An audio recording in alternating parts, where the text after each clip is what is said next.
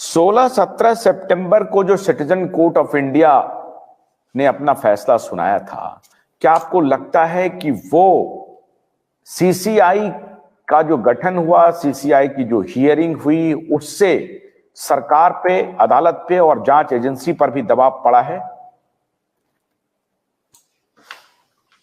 देखिए, सीसीआई की वजह से एक सबसे बड़ी चीज हुई कि जो भी न्यायप्रिय लोग थे, एसएसआर वॉरियर्स थे, इनकी चेतना जाग गई, इनको एक रे ऑफ होप मिला। एक उनको लॉ समझ में आ गया, उनको ये समझ में आ गया, जितने इस केस से जुड़े लोग हैं सब लोगों ने एक बात कही कि आपके केस के वजह से हमको दो इंपॉर्टेंट चीजें मालूम पड़ गई है। पहली चीज है मोबाइल टावर लोकेशन आरोपी के, जो मुद्दे पे ऑथेंटिक बात किसी ने नहीं कहा था। एक दूसरी चीज, आरोपी ने झूठा डिफेंस लिया और झूठे डिफेंस में उसी ग्राउंड पे उसको सजा हो सकती है, Bombay high court supreme court का जजमेंट। इस मुद्दे पे आज तक किसी ने बात नहीं किया था। तो उन्होंने कहा कि ये दो इंपॉर्टेंट चीजें हमको मालूम पड़ी और कई जो ईमानदार इन्वेस्टिगेशन ऑफिसर ने हम लोगों को दी थी वो हमको मालूम पड़ी, तो वो जनता को दे दिया हमने।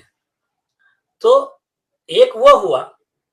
दूसरी चीज, जो लोग एक्टिव हो गए इसमें, उसका असर था कि बाद में हमारा केस कोर्ट में भी गया और ये लोगों का एक्टिविज्म और हमारा लीगल एक्शन, ये दोनों का दबाव में फिर सरकार के मन में जो थोड़ा बहुत डाउट, शंका कुशंका थी, वो भी दूर हो गई और उनको फिर अभी ये इसको आगे बढ़ना पड़ा। ये मेरे हिसाब से ऐसा उसका ये है स्टेप्स है।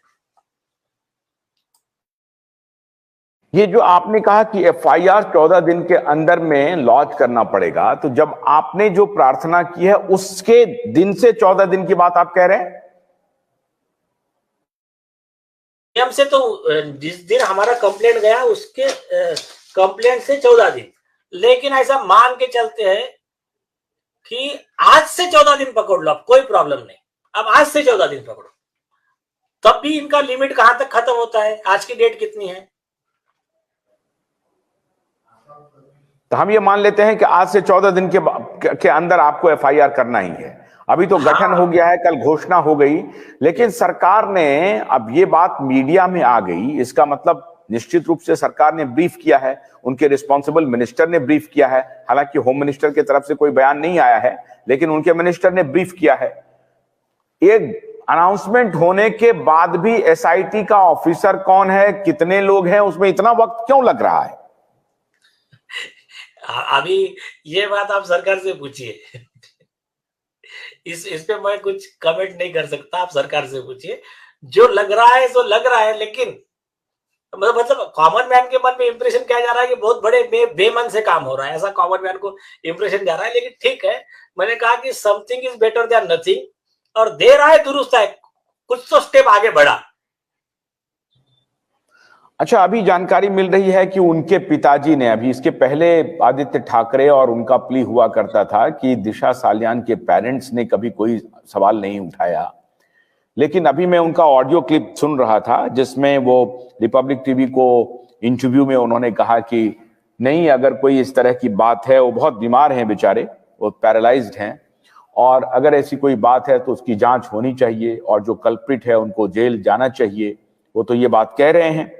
तो क्या एक महत्वपूर्ण आधार बनेगा? क्योंकि आदित्य ठाकरे दोनों बाप बेटा मिलकर के ये फैला रहे थे कि भाई जो डिजीज्ड है वो उनके पेरेंट्स कह रहे हैं कि हम इसमें कोई इंक्वायरी नहीं चाहते हैं, और जबरदस्ती कोई लोग कहते हैं कि नहीं, आप बोलिए, इंक्वायरी की डिमांड कीजिए। आज तो उन्होंने कह दिया कि नहीं, इंक्वायरी होनी चाहिए। देखिए, अगर उनके पेरेंट्स ये भी कहते कि वो आरोपी को छोड़ दीजिए, हमारा कॉम्प्रोमाइज हो गया, तब भी उसका लीगली उसको वैल्यू नहीं था। लेकिन अभी उनके पेरेंट्स ने कहा कि यहाँ पर अगर एविडेंस है तो कार्रवाई होनी चाहिए, ये एक पॉजिटिव पॉइंट है, ये बात सही है। और वो बेचारे, मतलब मैं उनका सुन रहा था कि वो कह रहे थे उनके पिताजी के, मैं फिजिकली हैंडीकैप हूँ, मेरे पास अभी परेशानी में हूँ, ब्रेड एंड बटर का साधन नहीं है। तो वो बेचारे उनको, मतलब और ये भी कहते इकलौती बेटी थी उनकी। तो ये एक इस स्टेट के कॉमन मैन की भावना मेरे हिसाब से इस राज्य के मुख्यमंत्री, राज्य के गृह मंत्री, देश के प्रधानमंत्री, सभी ने सुननी चाहिए कि न्याय मिलना चाहिए। और इसमें प्रावधान भी होता है कि जिनका फैमिली के मेंबर पे अन्याय हुआ, जिनका मर्डर हुआ, तो जब सजा होती है तो उसमें कोर्ट तो इमीडिएट उनको मतलब सरकार इमीडिएट कॉम्पेंसेशन देती है। ट्रायल चलने के बाद में कोर्ट 357(3) सीआरपीसी के तहत ये आरोपी को ऑर्डर करता है कि आप इनको 50 लाख, 1 करोड़, 5 करोड़, जो भी उनको लगेगा जज को, उतना कॉम्पेंसेशन आप देंगे, ऐसा ऑर्डर करता है कोर्ट। भोलानाथ का ब्रश कटर एक बैटरी चालित मशीन है जिसका चार्जिंग समय 3.5 घंटे है। यह 6 से 8 घंटे के प्रभावशाली संचालन समय का दावा करता है, जिससे यह एक बार चार्ज करने पर 16,000 वर्ग फुट गेहूं या चावल के खेतों को कुशलतापूर्वक काट सकता है, जबकि इसका पेट्रोल समकक्ष व्यक्ति उसी कार्य के लिए 1,000 रुपए मूल्य का पेट्रोल खर्च करता है।